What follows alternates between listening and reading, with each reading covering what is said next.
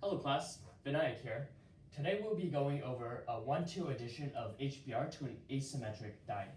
So our first step in this case is we're going to want to number the diene, and we're going to number by placing the number 1 on the double bond that is least substituted. In this case, we're going to be numbering from left to right. So this will be 1, 2, 3, and then 4. And now we're going to know that this double bond is going to attack this H right here. And the electrons in this bond are going to go onto the bromine. And since this reaction follows Markovnikov's rule, we're going to form this carbocation.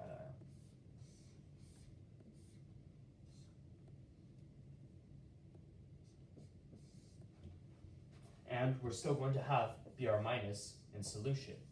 So this Br minus is going to attack this carbocation right here, and we're going to get this final product.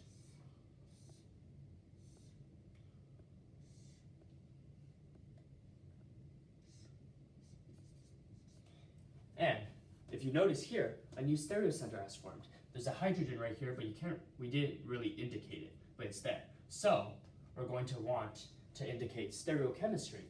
So it doesn't matter if we put a wedge or a dash, but we have to indicate it. So in this case, I'm going to put a wedge.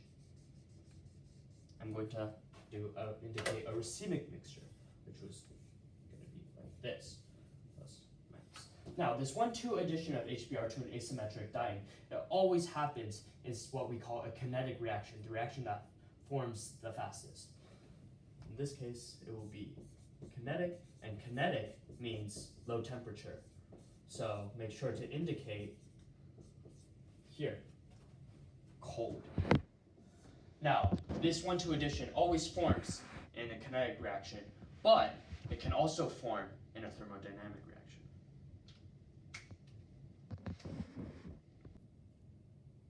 Hi guys, Dr. Breuer here.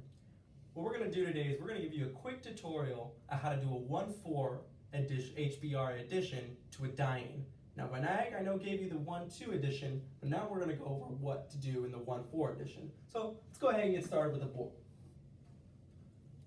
Huh, that's weird. Let's just go ahead and flip this around.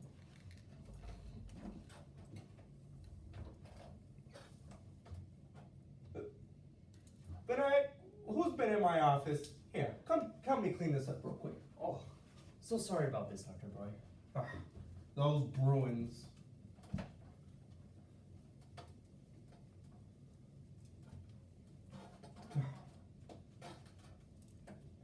Thanks, Vinayak. Okay, alrighty class. So this is what we're gonna go ahead and show you how to do this 1-4 addition. So here, we have an asymmetric dienophile. Well, no, I'm sorry, not a dienophile, but a diene. So what we wanna do, of course, to first do this, is we know that we have an HBr addition. Now remember, that anytime you have a 1-4 addition, it's typically going to be a thermodynamic conditions, which means our other reagent is going to be warm, or heat, if you will, temperatures. So now what we first got to do is we got to go ahead and number our carbons, starting with the carbon that is least substituted. So on this side, 1, 2, 3, 4.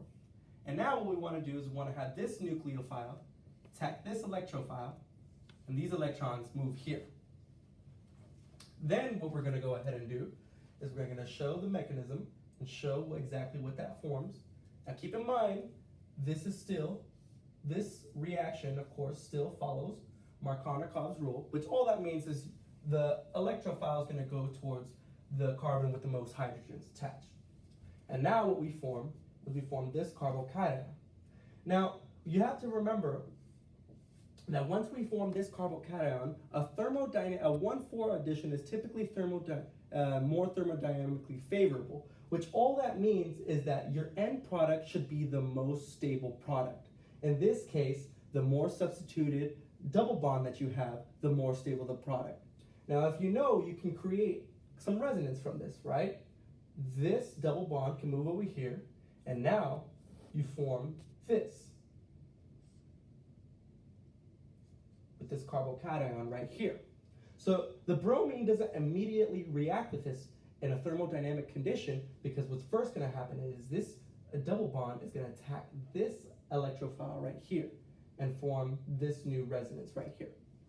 So now, then you have the bromine, or the nucleophile in this case, if you will, finally attacking this right here. And now what you're going to form, and now you're going to go ahead and form your new end product, which looks like this. Okay. So this is going to be our final end product for the 1,4 addition.